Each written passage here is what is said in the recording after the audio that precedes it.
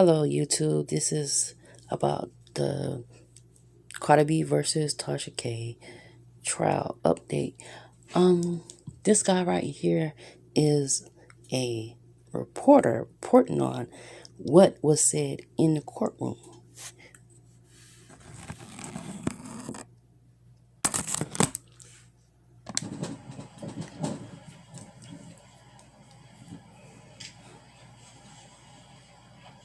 Damn, he's taking a long time to talk.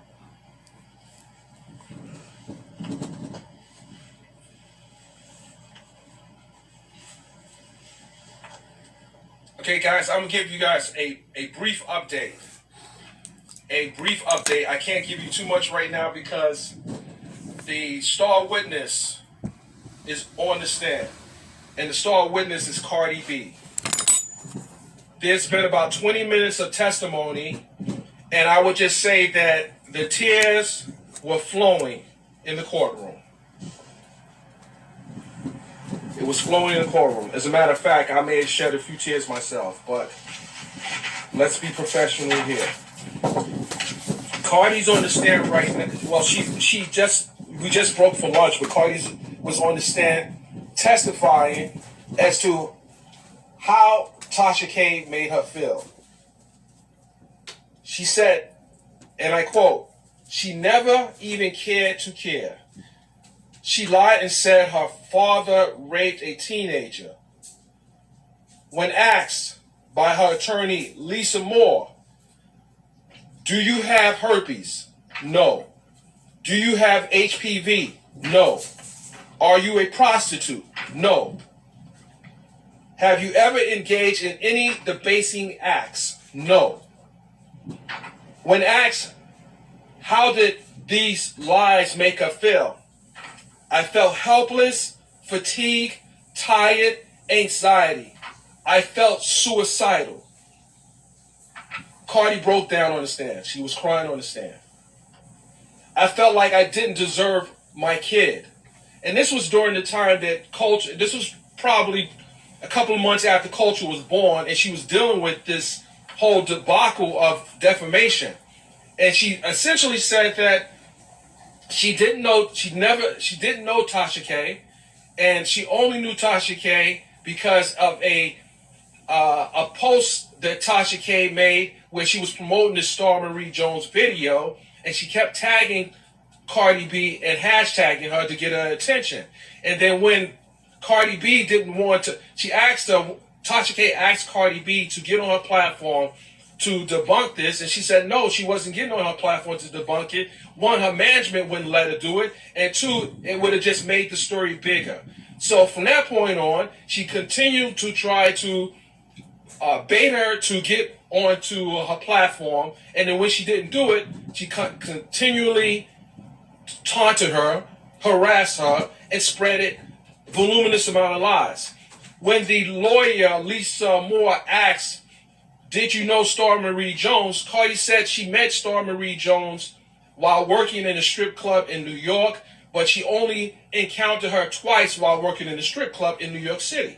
And she said that there was two instances where she interacted with Star Marie Jones. In one instance, she told the jury that when Cardi was on the stage dancing, Star Marie Jones would be picking up her money while she was dancing.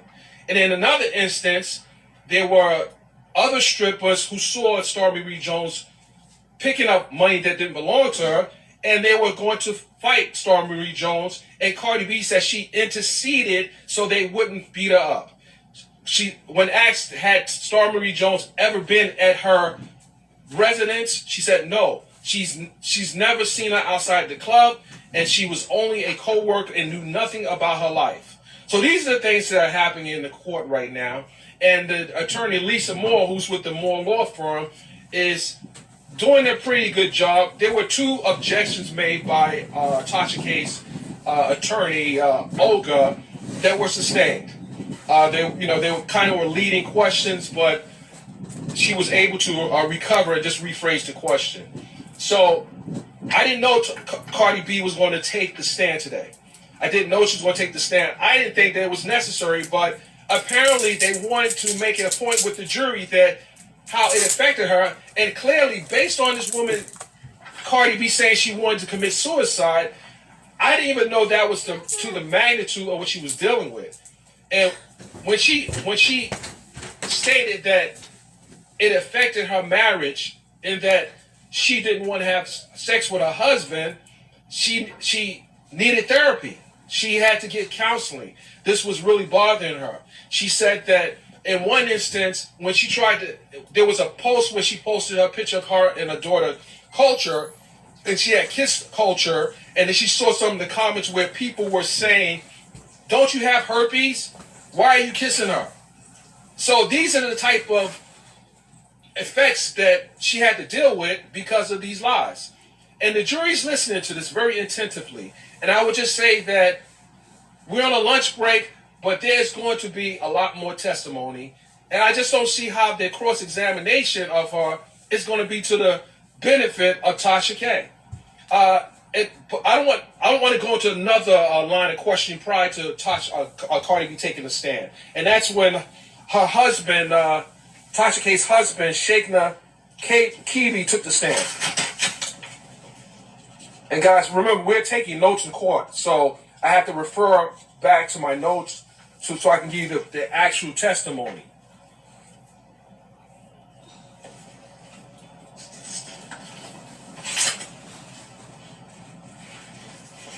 One of the interesting things that happened during the testimony was when the attorney, one of Cardi's attorneys, was examining Sheikna. He was asked in so many words, did Tasha K have control over whether or not the videos came down? He said yes. He basically said he had no control whether or not the videos came down. He threw his wife under the bus for the most part. It appeared that while he was the owner, he said Tasha K testified that her husband was the president of Kiwi Studios. But when he took the stand, he said, "Well, I'm not the president, I'm the owner." And then the lawyer for Cardi B asked him, do you see the distinction between the owner and the president? So he said, "Well, I'm the owner." But he also said that he had no control over whether or not the videos in question came down. So ask yourself a question. If you're the president or the owner of a company and you receive cease and desist letters to remove content from a company that you own, why would you not take ownership of the content that's on your platform if you're the owner? So it made no sense in the logic behind him saying that it was his wife who made the decision whether or not to take the videos down. It didn't make any sense because in the earlier testimony, the lawyer for Cardi B asked, "Did you guys have a ownership working agreement or SOP or standard operating procedures for the company?" So, who makes the determination whether or not content goes up or content goes down? So it was a lot of blaming, and I think he felt, in my opinion, that if he said he didn't have control over taking videos down, it was up to his wife, it would absolve him of any wrongdoing. But when you're 50% owner of a company, then you're 50% responsible, and you have the same culpability as the person that is doing the harm. So we're going back. First and foremost, we're going back in because Cardi's on the stand right now, and she's making a very powerful presentation with her testimony. And I would just say that this case is. I really didn't believe that she was going to take the stand because I didn't see that it was necessary. But I think this is just the icing on the cake. It's nothing more powerful than hearing the person who's being victimized tell her story. It's very powerful. She's a very good witness. And I would say that, Cardi curses. She cussed. And she said when she was giving her testimony, she didn't hold back. She said it. The jury, it was no flinching or reaction. This person we know as Cardi B, Miss Cardi B, is someone who has shown the jury that she's a regular person. And when asked how did she come up, she talked about when she went to a Birmingham Community College. She did 2.5 semesters in college. She spoke about when she was in high school. She graduated from high school. She spoke about her first job working in the supermarket at the age of 18 and a half. And she took a job as a stripper because she was late for her job as a worker in the supermarket. And her employers suggested that she go across the street and work to get a job as a stripper. And she said she also, the other reason why she worked as a stripper was because she was in an abusive relationship, and as a result of that relationship, she had to make money to get out the relationship. So Cardi's being very transparent. She's being very transparent, and this is a very interesting case. Very interesting case at this point. And I kept on turning around to look at Tasha K and her husband to see if they had any type of remorse or any type of emotion to her testimony, and they were stoic. The husband just kept on staring straight ahead, and I think one or two times Tasha K turned around and looked at the back of the courtroom, perhaps for a reaction. But in my opinion, it's not going good for the blogger lady. Right, right. So you went to BMCC, right? Birmingham Community College down by Chambers Street. Absolutely. So I'm gonna read a couple of questions.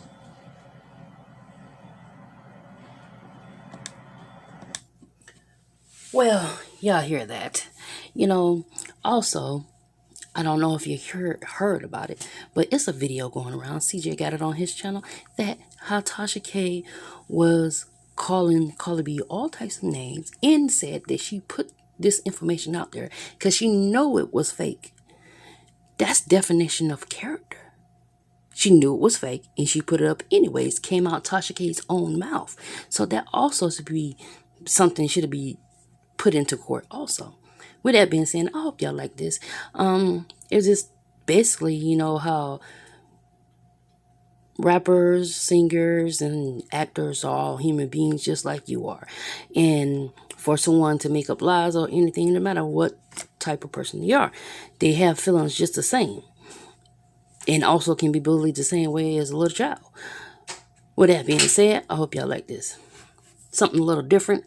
I usually don't even do all that. But anyways, y'all have a good night.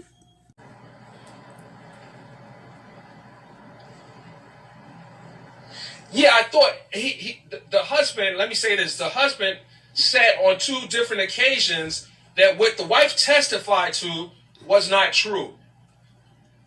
And I don't know if he realized that he called his wife a liar because one, he said that he's not the president of the company; he's the owner of the company. When asked, "Do you believe the president and the owner are the same, one and the same?"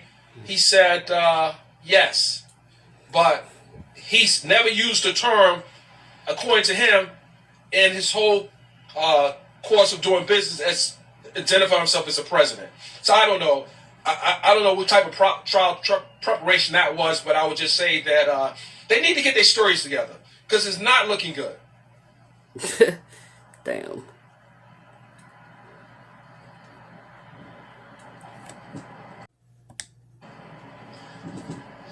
Someone said these people are trying to hold on to TK's lies because they don't like Cardi B.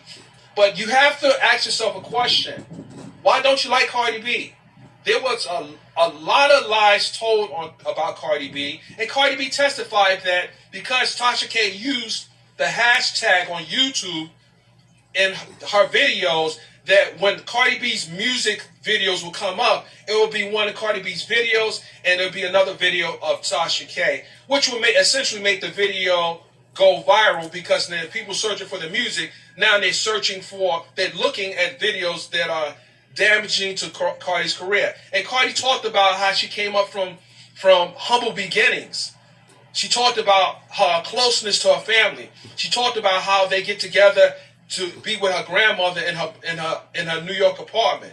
She has a close connection to her family, so this has really affected her. And you got to ask yourself, if you're a mother, if you're a parent, and you are a career woman, and you have to balance all this that's happening while you're trying to help feed your family, and you're seeing someone is intentionally trying to destroy your career.